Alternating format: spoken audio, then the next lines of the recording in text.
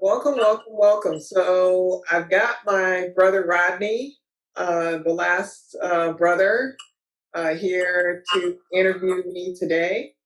And um, he's going to be asking me about pertinent issues as it regards COVID-19.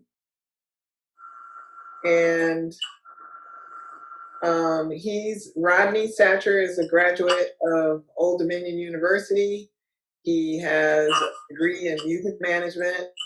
He also has experience in business management, and he's been with the Homeland Security Department for 17 years, and he lives in Astoria, New York.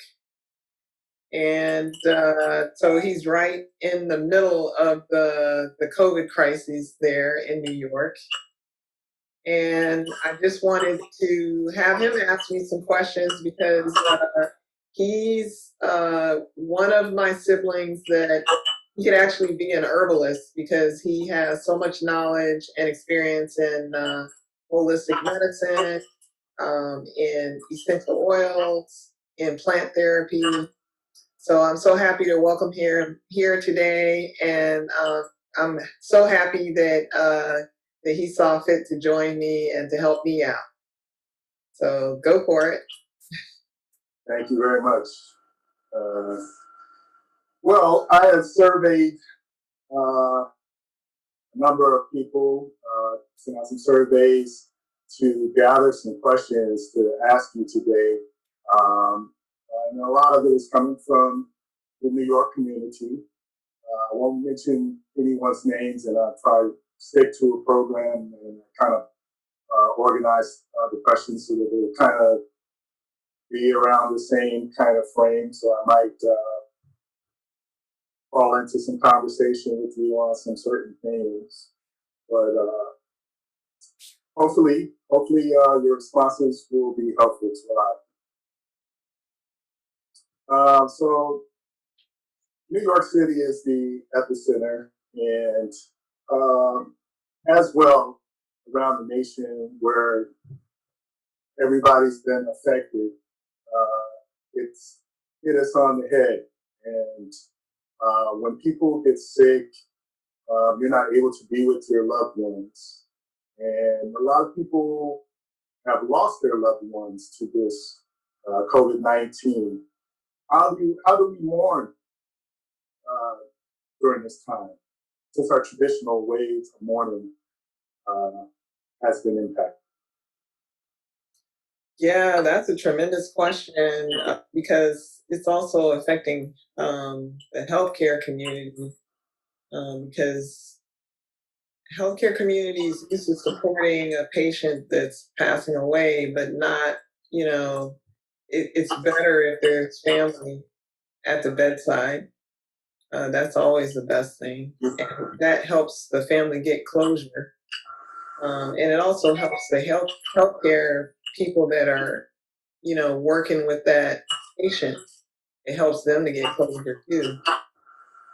So, people have been having virtual funerals.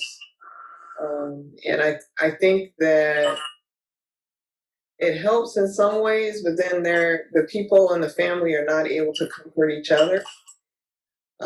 So it's having a tremendous impact. I mean, we had somebody in our family that had a loved one that passed away. It wasn't from COVID, but she wasn't able to be at the funeral. She wasn't able to travel because it was far away.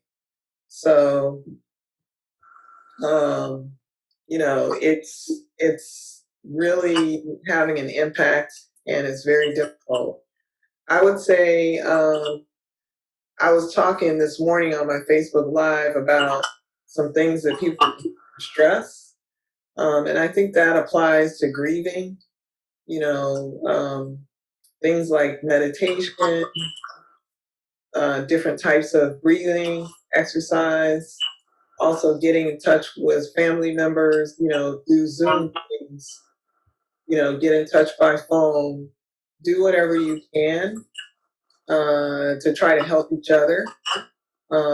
Also getting enough sleep, watching what you eat, not getting into the kind of degenerative behavior that's going to take your body down, like drinking, drugging. You don't want to be doing those things.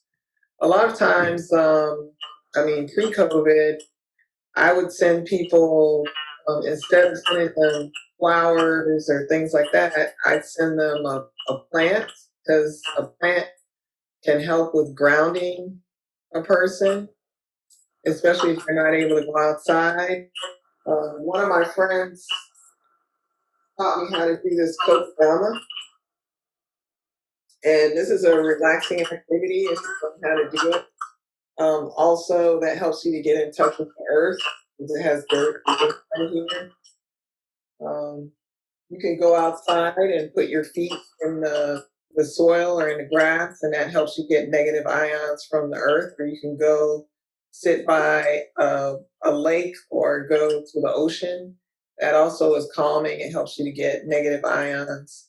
Essential oils are great. There are actually certain essential oils you use for grieving.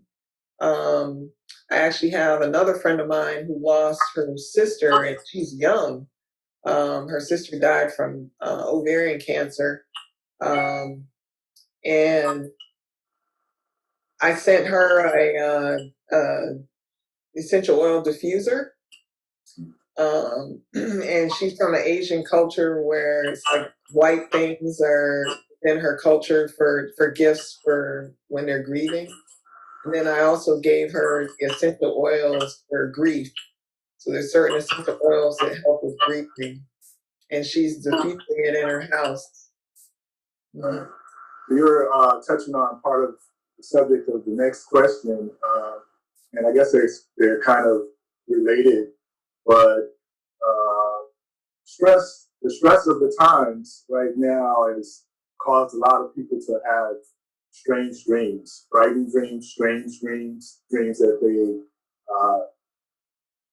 are not normal to their, liking.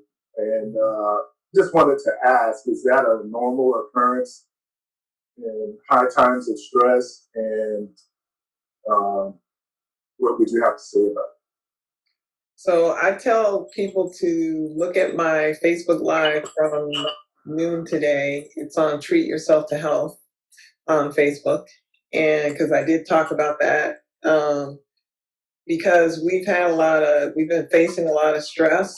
And if you've been watching the media, the images have been very disturbing. What's happening to young Black men.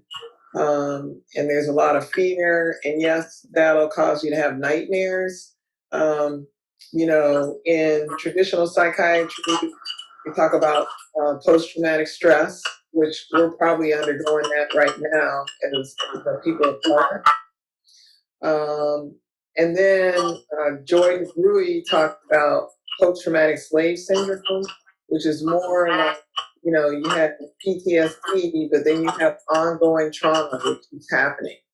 So every week we're having ongoing trauma. So it's kind of like stirring up the same hormones and neurotransmitters, PTSD, but it just keeps going and going. So yeah, you can have nightmares. And I think probably what might help with that is like diffusing an essential oil at night, but also doing some meditation and breathing exercises a couple of times a day. For adults, like meditation at least 2 minutes a day, but they could try to increase that gradually to 20 minutes and another 20 minutes, doing like maybe 20 in the morning, 20 in the evening, if you have time.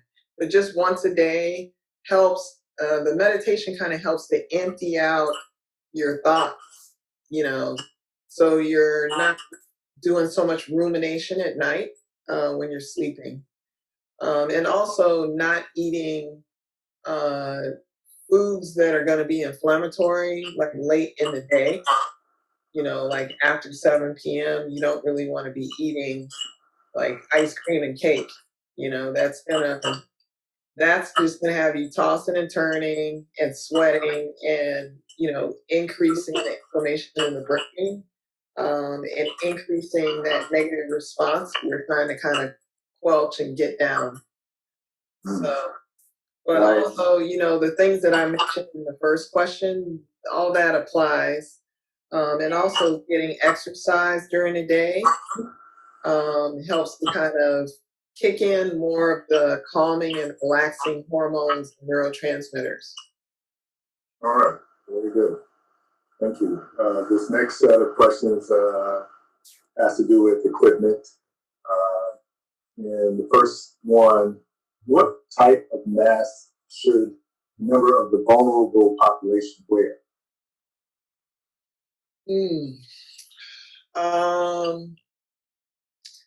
Yeah, that's a difficult question to answer because I don't know why I'm getting this feedback. That's kind of difficult to answer because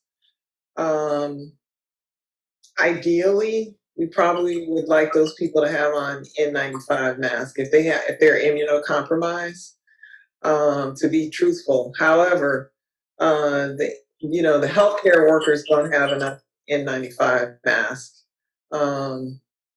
So really the solution is what the CDC's recommended for the people that are immunocompromised. They really need to stay inside. Yes, wear a mask when you go out, but the mask is not protecting the person that's wearing the mask.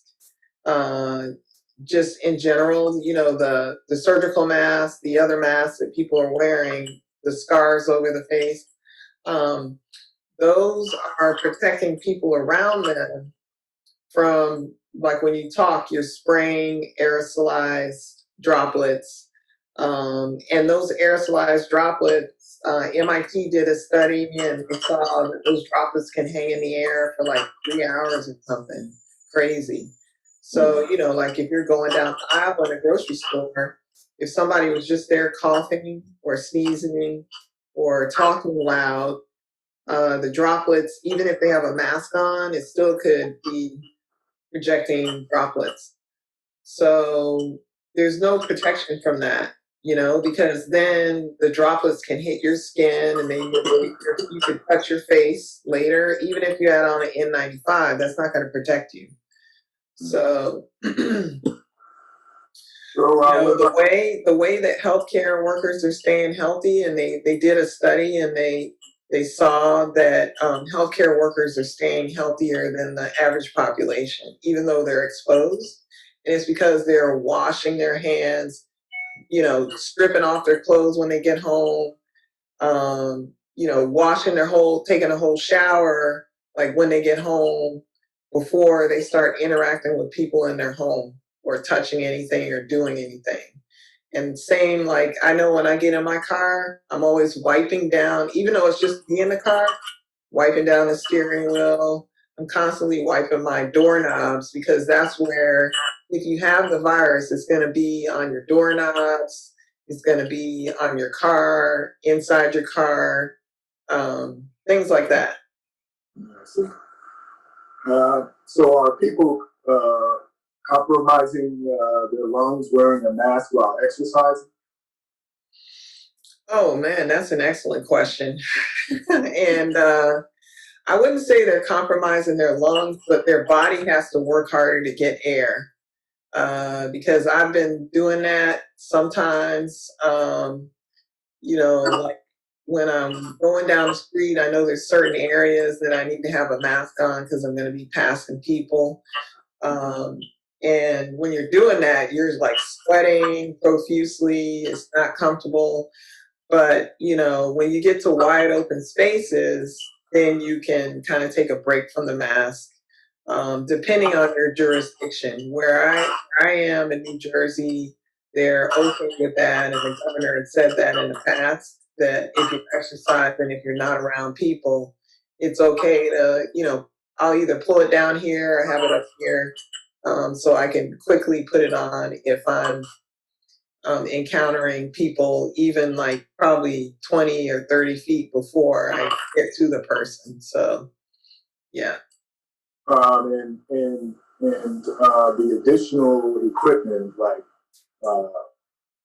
face shields and goggles, are they really necessary, and especially for people that work in close proximity to others?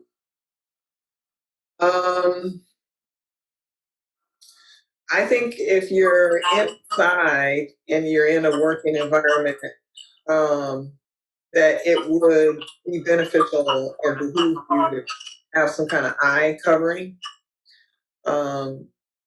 Like, wearing glasses is what a lot of people do. You have clear goggles if you just happen to have goggles. I have welding goggles, and I have quite a few sunglasses. So usually, if I know I'm going inside of a building, I put on something to cover the eyes. You don't need to have all the face shield business unless you're in healthcare, or you're doing something where you're going to get sprays, because in healthcare we're dealing with people coughing, sneezing. We're doing procedures on people where we have to get close to them, so those shields are protecting from the spray that's coming up from the person that we can't see.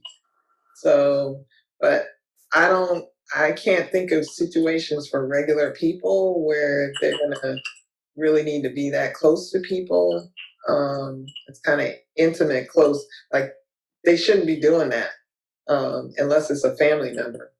Right.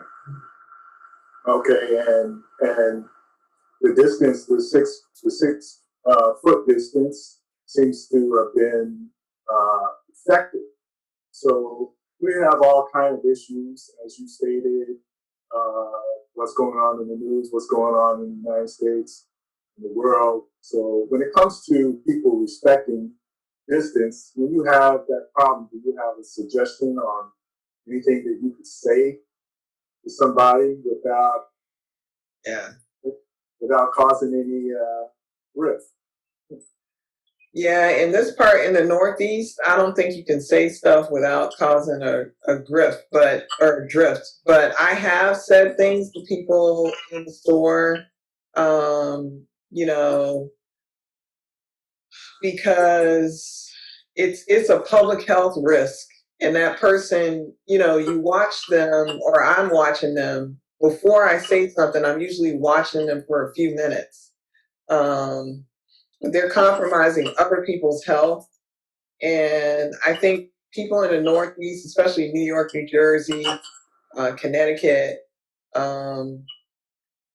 it's kind of like this one-track mind thinking, and everybody's in a hurry. Why are you in a hurry? You know, and why didn't you come to the store at a different time when you didn't think other people would be here, if you're in that much of a hurry? Or why didn't you order it online? So, I mean, it's been kind of bad in the past couple of weeks. People are just losing their minds. And I also see people doing it intentionally. So I think it's needed to kind of call these people out, so everybody looks at them, because you need like some peer pressure, and many times privileged people, um, don't put peer pressure on each other. Right. So they'll put pressure on us, on people of color, but they won't police themselves. So, I think we need to speak up. I don't think you have to be fighting or be belligerent, but I think you do have to vocalize. And I don't think there's no guarantee that you're not going to get backlash, but I find that when you're in public, like if you're in Trader Joe's or something and somebody starts acting out because you said that to them, there's other people around. So, whether they're going to say something or not, but it's like at least they can see that the behavior is not being agreed with or condoned. Right, right. Mm-hmm. Once tested for COVID-19, should an individual be tested again?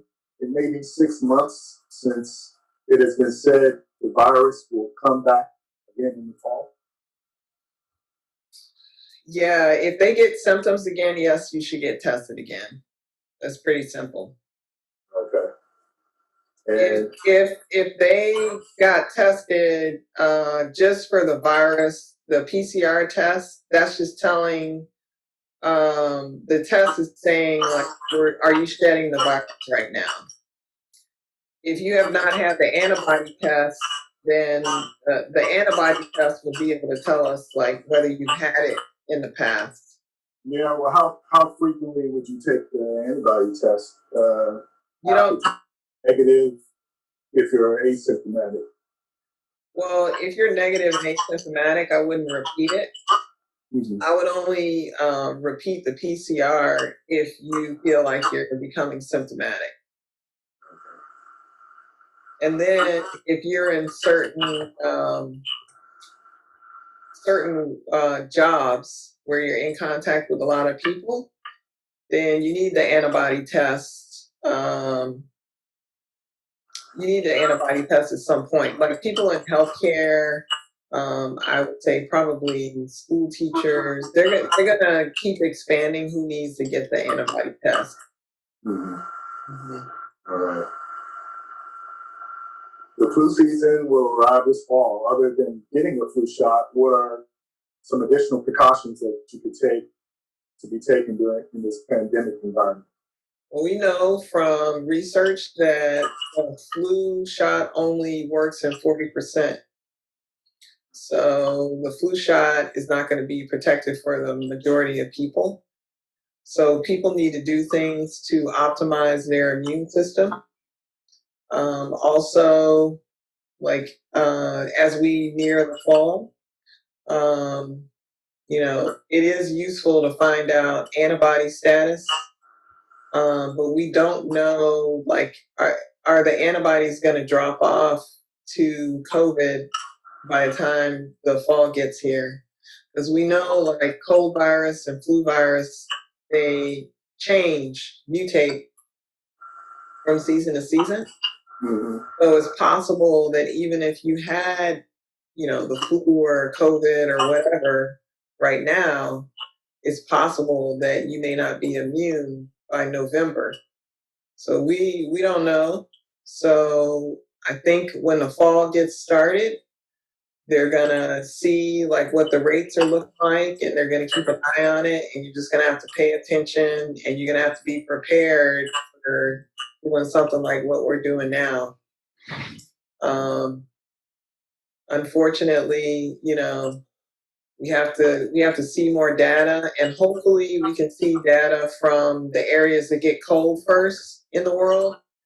And we can see, because we know there's a pattern of the virus where it travels from China, and it comes across the world, and it reaches here like in the fall, but it reaches other parts of the earth at different times. So they're watching it right now because like summer is usually when it starts up, the flu. Mm-hmm. So, which of the two tests are more accurate, blood work or nasal swab? So the blood work with the antibody is going to be more accurate. Okay. Mm-hmm. And once a test comes back negative for the antibodies, when should you take a second test? I would just say like when people get symptoms, and like I was just looking on. I'm going to refer people with all the questions about the COVID testing to the CDC website, because the CDC website has the up-to-date information. They are currently trying to assess the accuracy of all these tests that are out, because not all tests are created equal. They're also, like when they find out more information about, we need to retest and that type of thing, because the answers that I'm giving you is based on what we know right now. I see. And that could change based on the science. So it's important to check on the CDC website to see what's going on at the time. But like I was on the CVS, some of these other nationwide chains have testing going on in the drugstores. So, and you don't have to, depending on the state where you are, but you don't have to have a doctor's order.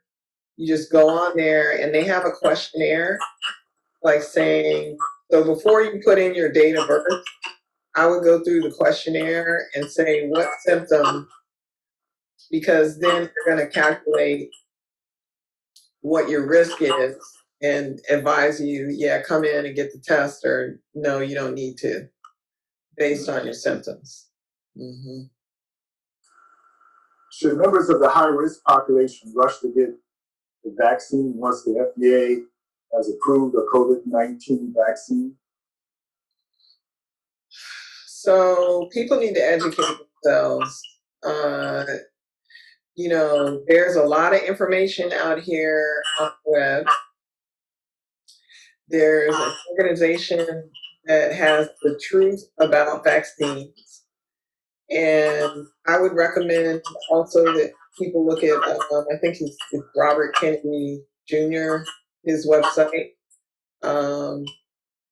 But even before COVID, people were not educated on the vaccines. We need more information about this vaccine, especially depending on the timeline, because if it comes out before the end of the year, you have to question whether it's been scientifically tested enough and tested on the right populations. In general, Black people, people of color have not been fully assessed in these vaccine trials. So we've had bad effects that have been poorly reported. So, I would say we need information on the testing, on the populations. We need information on what preservatives are in the vaccines, things like heavy metals, polysorbates.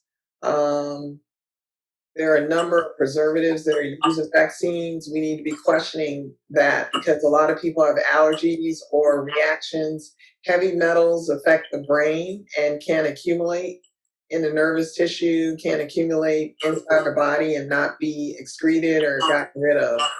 So some of those things are in current vaccines now? Yeah, like aluminum. And aluminum's tied to Alzheimer's disease. Oh. Yeah, and Parkinson's and other neurodegenerative. So is there a realistic timeline for producing the vaccine? Normal timeline is 18 months. Mm-hmm. Yeah, so when they were talking about the end of the year, that doesn't sound favorable. Yeah, you've answered my other question concerning it because you answered it so well. So I'm going to move on to some more about equipment. Is it advisable to purchase an oximeter, and why is it advisable? I would say if you have a respiratory illness, or now we actually are using, like in what I do in holistic and functional medicine, integrative medicine, we use these tracking devices, can be plugged into different apps. And like I have an app that I use with my patients where it can like measure their blood pressures, their heart rates. I can't remember if oximeter's on there, but a lot of the apps are adding oximeters. So it depends on what you can afford. Oximeters are pretty cheap. You can get them on Amazon. It also depends on, do you have asthma? Do you have COPD or emphysema? Are you a smoker? Because your oxygenation, if you get COVID, sometimes it can be dropping and you don't know that it's dropping until you start getting headaches or having more severe symptoms. Because I mean, a friend of mine, the brother, he was dropping into the low 80s and he didn't even realize it. He wasn't turning blue. So, but when they got to the hospital, he didn't look like he was short of breath either. So different people respond differently, and the classic signs don't work for 100% of the people when you're looking at how people look. Because usually when people's oxygen goes down, like their lips turn blue, their nail beds start looking pale or turning blue, fingertips might turn blue, but that's not 100%. And then we have dark skin color. So if somebody that's a Caucasian, even a doctor that's a Caucasian is looking at you, they may not be able to. Like, I can look at a person of color and tell that they have a rash or tell that their skin is like purplish but Caucasian people, many times, they're either not trained or it's not a priority for them. That's the way I would say, to be able to tell what's going on with you. I am going to backtrack because I remember that I was supposed to ask you another question. If you could make some comments about the progression of prescription drugs coming out of this 1960s, 1970s to now, and also the concerning what was made as the malaria drug. Forgive my pronunciation if it's wrong. See, hydroxychloroquine. Yes. So I'm trying to be clear on what exactly you're asking about hydroxychloroquine. Well, they're like a lot of the pharmaceutical trade. There's a lot of things that are out here to treat symptoms.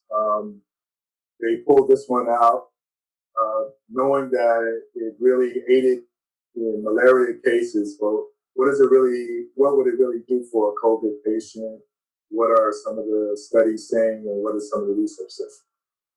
Oh, okay. Okay. So out of the Chinese literature, from their experience with the COVID, they had combined it with Zithromax.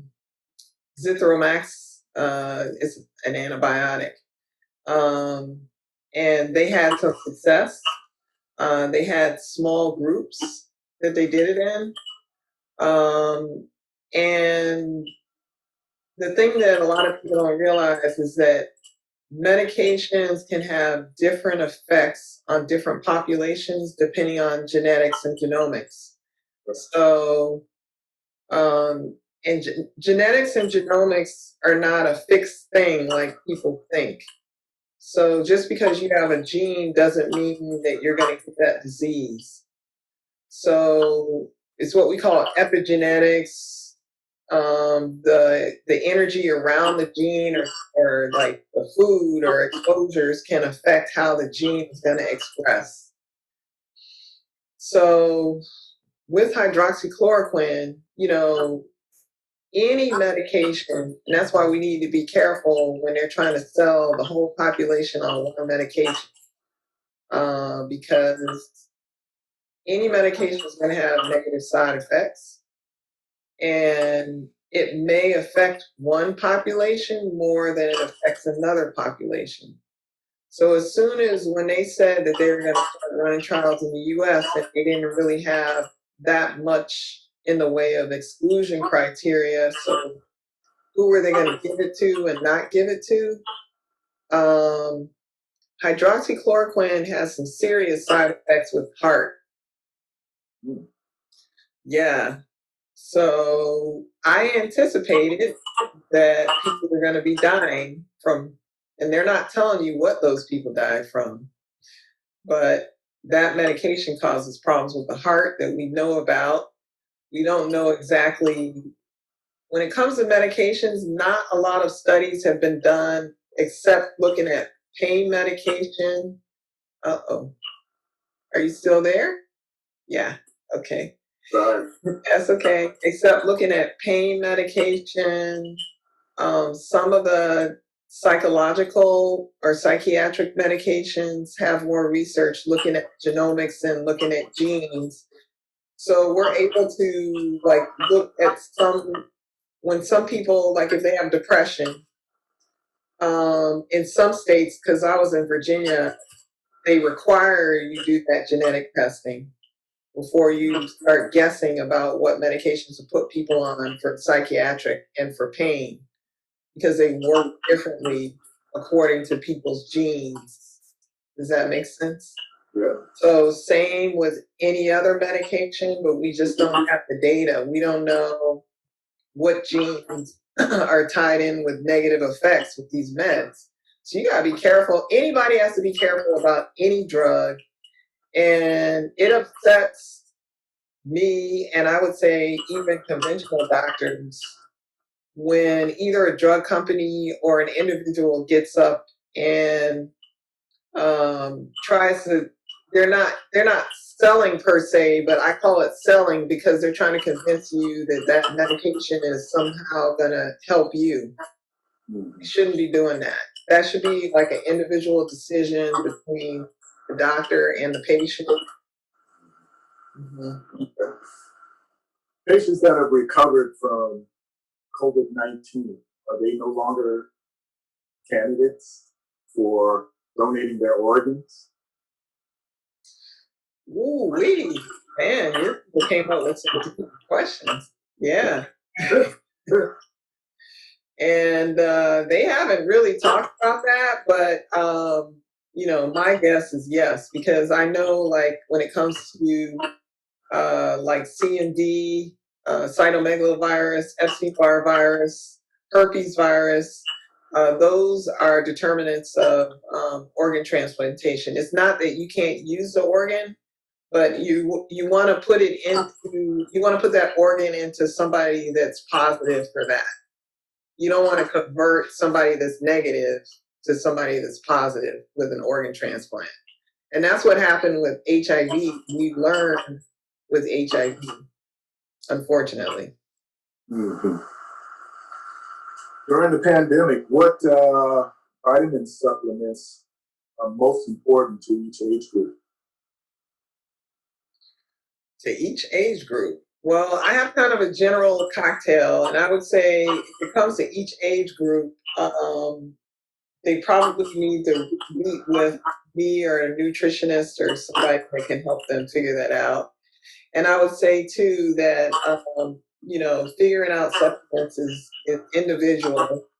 However, we know that vitamin C from studies that the Chinese did helped, especially IV vitamin C. But most people are able to tolerate vitamin C by mouth. The people that have problems with vitamin C are going to be the people that had kidney stones. I've taken questions from those types of people case by case and put them on lower doses than what, the general public would generally take. Zinc is important. However, zinc, if you don't have an ionophore, and an ionophore is something else that's going to help the zinc to get inside of the cell. So examples of ionophores are quercetin, and ECGC, which is green tea extract. So zinc, that's an ionophore. And we have seen some problems with zinc toxicity because people just go overboard. They don't realize that supplements have doses. Generally, the doses are recommended on the labels. If you're going to take higher doses, you need to talk with your clinician, doctor, nutritionist, whoever. And by the way, this information on this video is not meant to be providing medical advice for anybody. Everybody needs to consult with their individual clinicians. And so anything that I'm saying here should not be construed as advice to the person watching this video or any third party. And they can look in the down below this video for information on the disclaimer. and they can refer to disclaimers on my website and disclaimers on Facebook and other social media. But I also found research papers from the Chinese on N-acetylcysteine. N-acetylcysteine is a supplement that helps to increase glutathione production in the liver. And glutathione helps with most infections. It helps to decrease inflammation. And a lot of what's happening with this virus is inflammation. You've heard of the cytokine storm. All that means is there's a whole bunch of inflammation going on suddenly, and that the body can't handle that level of inflammation. And those cytokines and that level of inflammation can cause people to drop their blood pressure, cause their heart to stop, cause their breathing to become very difficult and severe, cause them to make blood clots. You've heard about the blood clots. So, none of the effects of the COVID for me were surprising, because I knew from the Chinese literature back in December and January that people were showing signs of severe infection with COVID. So, when you're taking supplements, you're trying to prevent the COVID from getting inside of the cell. You're trying to decrease the viral load. And what that means is how many replications are going on in your body, because maybe you have it, but maybe it's a mild case if you can keep that number of replications down. Vitamin C is a antioxidant. So it destroys, what it comes in contact with in terms of bacteria, viruses. It also, we have natural killer cells in our immune system that are some of the most powerful white blood cells that we have. And vitamin C kind of pumps those guys up, Immune boosting. So what about vegetables and fruits? Food? Yeah, what are your recommendations concerning that during this time? So I started taking a green powder, to get more greens, because the greens have a lot of antioxidants. If you can afford like chlorella, spirulina, if you can grow your own sprouts, like broccoli sprouts, kale sprouts, sprouts have a lot of antioxidants. And so eating as many vegetables, like leafy green vegetables, vegetables with a lot of color, those are the vegetables that have polyphenols, which are the chemicals that are like antioxidants that are going to help with your immune system. You need to eat what works with your body. So some people need to eat more animal proteins. Some people need to eat more plant proteins.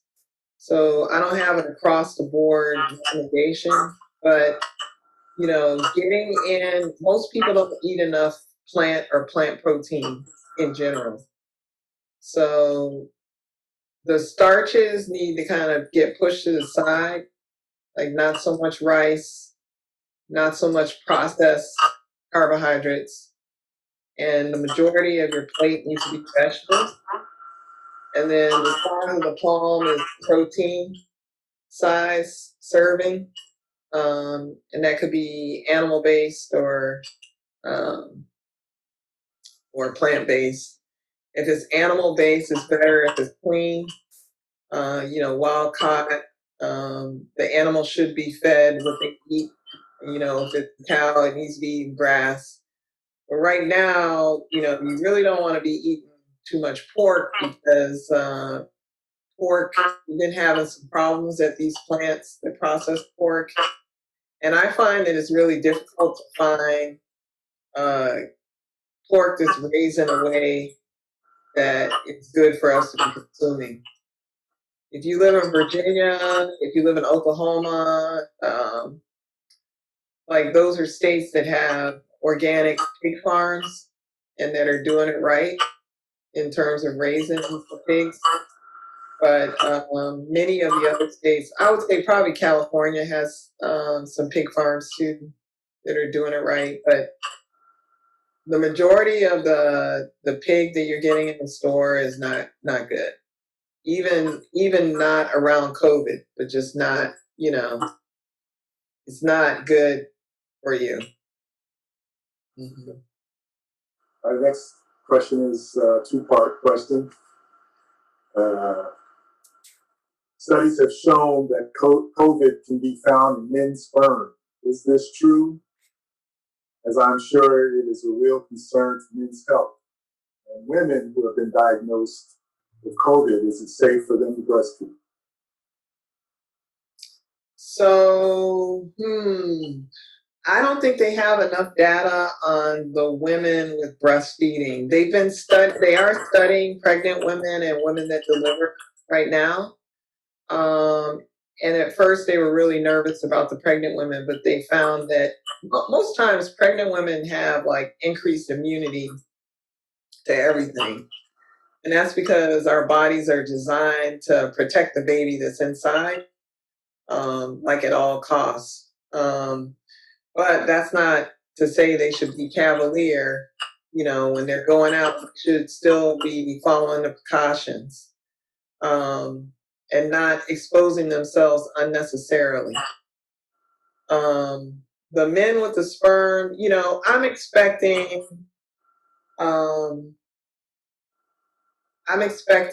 for the fight of COVID to be similar to other viruses. I have not heard any data with sperm, but the sperm are close to the GI system. And we know that people have COVID in their stool.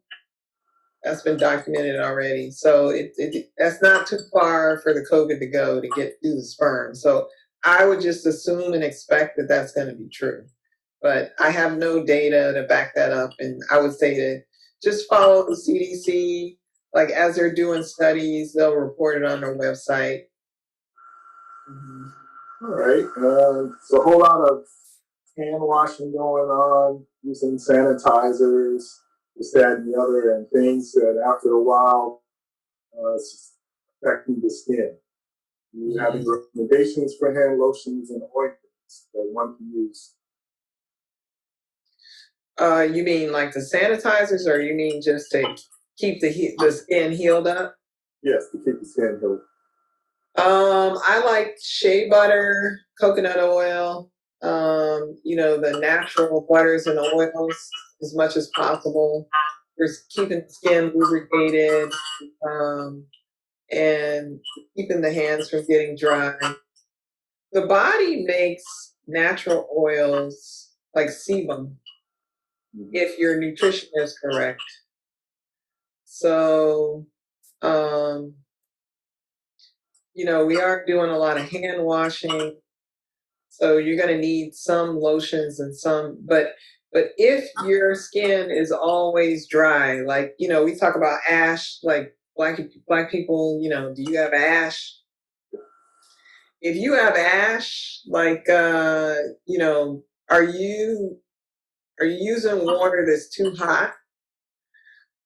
Because that will dry your skin out.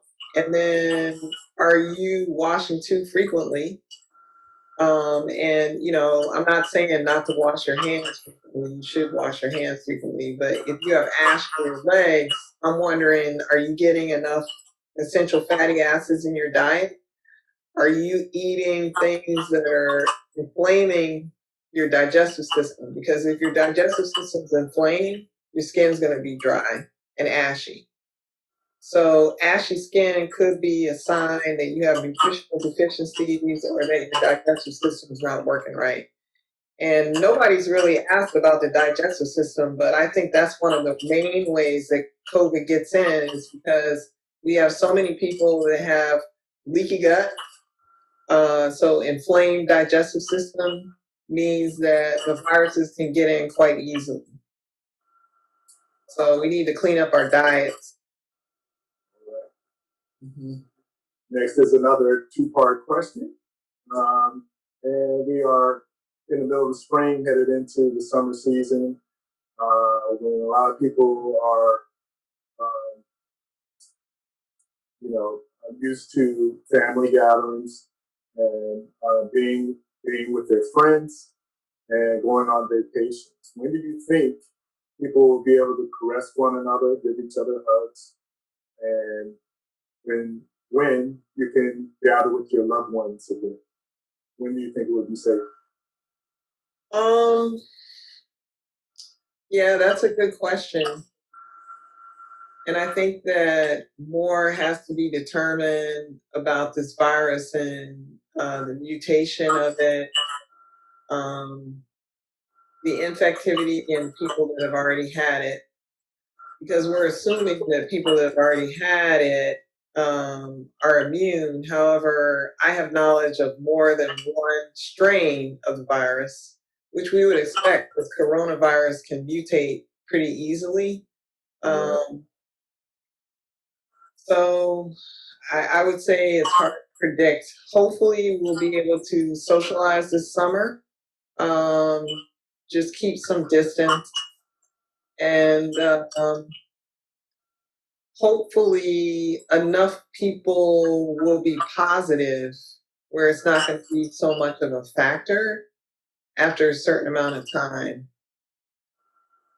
So When do you when do you think we will get more definitive information concerning how the virus actually spreads? I know you mentioned that people that are vulnerable because of their digestive tract. so mostly, I mean, the CDC says it's aerosolized water droplets. Um, so that seems to be true from all the different countries that are reporting on the WHO. It looks like that's the truth, that it's aerosolized water droplets. Aerosolized water droplets can drop on anything. Like I'm talking into a computer, there's going to be droplets all over the computer.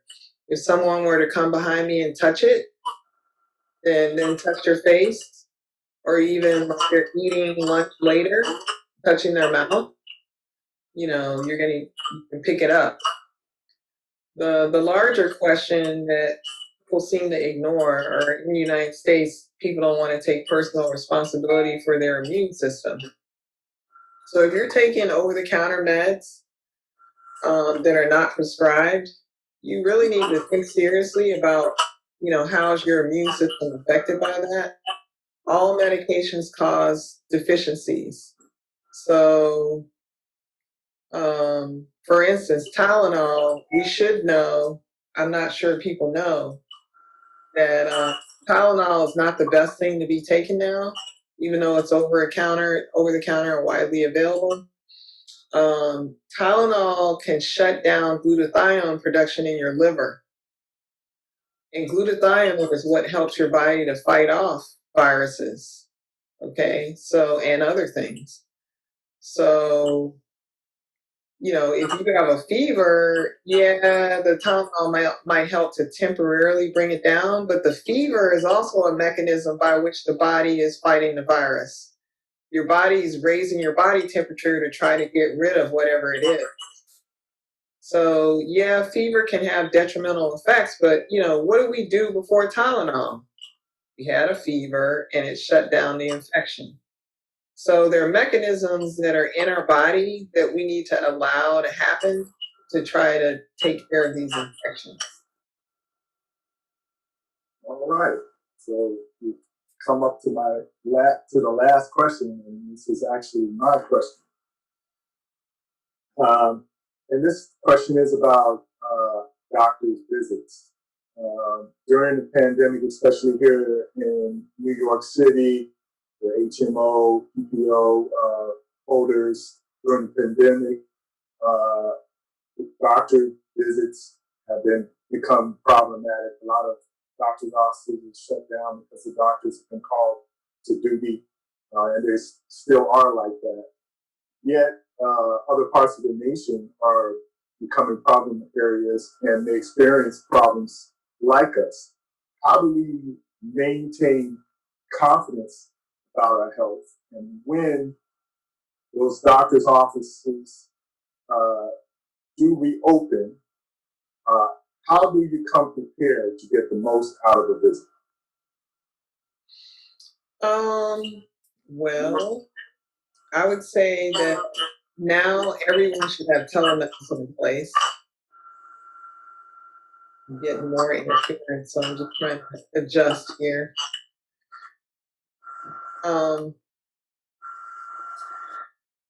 Pretty much your doctor's offices should have telemedicine in place. So, and many of the things that we do should be able to be conducted by telemedicine. You'd be surprised, even, there are automatic blood pressure cuffs. Like you said, there's oximeters that can be obtained fairly cheaply. So, you know, especially in New York City, New Jersey, the high risk areas, we really need to be aware that we don't have to go into the doctor's office to get a lot of things taken care of. And you may need to advocate for yourself with your doctor's office, and just say, I'd be willing to come in the summertime, like maybe in July, but right now I would prefer not to come in, but I would like to have a telemedicine visit. And, if they say, well, I don't know how to do it, well, say, well, there's platforms that the state, whatever state you're in, as on the state medical site, that tell you ones that you can use for free. So, and I call you back this afternoon and set up a time, just keep pressing them. Because one of my friends, her mother's in Mobile, Alabama, and she had to stay on the phone with them for a couple of hours because her mother has cancer, and so she's immunocompromised. And my friend, who's not a doctor, had to actually tell them how to do it, what to do, because they were resisting. And I hate to say it, but ethics have kind of gone out the window with some of this within the medical community. As far as reimbursement goes, like maybe they get $20 more if they have you in person. So you have to just be aware that sometimes people's motivations, even though it's obvious that you don't want people coming in, sometimes there's other monetary motivations that you may not know about. The other thing is that doctors' offices are opening up. So if you have a medical problem, like you're having chest pain or shortness of breath or something that's urgent, you need to go ahead, or maybe you have a mass, somewhere that's new to COVID, bleeding and blood in your stool, blood in your sputum, these kind of urgent issues, you do need to go ahead and, contact the office. They may want to meet with you first by telemedicine. And then if they have to see you in person, you need to go ahead and go in. They are spacing out appointments more than usual. They're doing this at the dentist office also. Like I was talking to Dr. Billy Walls just recently about what his office, they're spreading things out so that they can get people in. So just be aware of that. Don't neglect your health because of the COVID-19. And then to get the most out of your office visit, I would say write down questions that you have like a week or so before. Most doctors in conventional medicine don't have much time for evaluating you. So you're looking at 6 or 7 minutes, and have empathy for them, but try to get your point across and say, can I have another appointment? Like if you have more than one problem, you need to make more than one appointment. And they will tell you when the next appointment can be, because the insurance companies dictate that. Like if they have you come in the next day, they're not going to get paid. So, and you'll get charged for that visit. So it has to be spaced out in a certain way. So you got to be organized, write down your questions. Don't take in a lot of literature for, like, oh, I saw this on the web. That's good for your education, but printing out 100 pages for your doctor to look at, even one page, they have 6 or 7 minutes to figure out what to do, what kind of prescription to write. That's not enough time. And really, the American public needs to demand better, because 6 or 7 minutes is not enough time to address a new issue. It's not enough at all. In my practice, I do integrative medicine and functional medicine. And when I first see a patient, I spend about at least an hour to an hour and a half in the first visit. And we've already had a preliminary visit by phone, and I have them fill out paperwork that has a lot of information that I review before we visit in person. So in reality, they're getting 3 hours worth of work when I meet with them the first time. Traditional, conventional medicine, they have about 15 minutes on a new visit. That's not enough time. Like, say a person like our parents' age is going to have several medical issues and several medications, and they may be taking vitamins. So you got to document all that, plus address whatever they're coming in for. 15 minutes is not enough time. So just keep that in mind and try to be organized about your healthcare. We do. Well, thank you very much. You answered a whole lot of questions. Yeah, you did. Okay. And they were excellent questions, and I'm very grateful. Thank you to your surveyors and to you. Thank you very much. Okay.